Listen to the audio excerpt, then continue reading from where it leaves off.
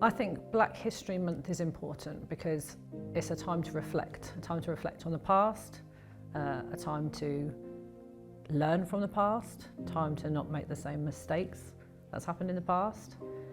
It's important to me because my daughter is dual heritage, identifies as Black.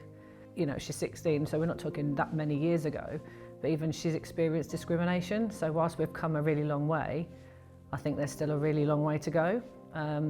You know, it's really hard as a parent to hear your little girl come home at like 5 or 6 and say I wasn't allowed to play with a group of girls because I was, I was brown. I learn stuff all the time and think, I actually never knew that happened. And why didn't I? Well, because it wasn't taught in school, because I've not done enough research myself. Sometimes I feel a bit ashamed about that.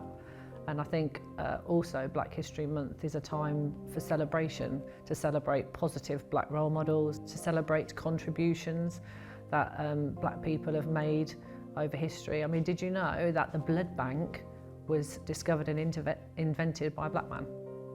And the three-way traffic lights. There was one film recently that I watched called Harriet. So if you haven't watched it, honestly, you need to watch it. Not only for the story and the understanding, but the soundtrack is amazing. So it's in the 1800s and Harriet Tubman was born into slavery. It's based on a true story. And so after seeing it, I went and did a lot of research.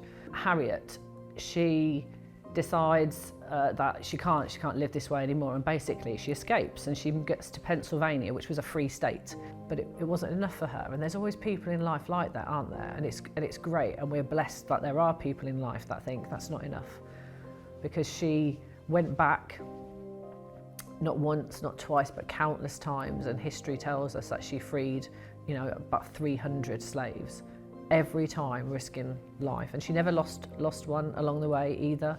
Lots of different techniques to try and get people. She was called a conductor of the Underground Railroad, had a bounty on her head. It's an amazing story, and that strength, determination, tenacity, as a woman, I think we should celebrate that she was so selfless. And then an author of some of my favourite books that I read in my sort of early adulthood, Maya Angelou. Everything she says just makes sense in the real world. You don't kind of have to translate it. How some literature you kind of have to read deeply. Maybe it's because I'm a simple soul, but it translates to me into just normality, about human kindness, about compassion. And she said that people will forget what you did and people will forget what you said, but they'll never forget how you made them feel in that process. And that to me translates into policing. And I often talk to, the officers who are going out, if we talk in briefing, and say, you've got to go out there and do your best and really, really think how you make that person feel, because that's what they'll remember. Because I know that translates to me. I know how people have made me feel in situations.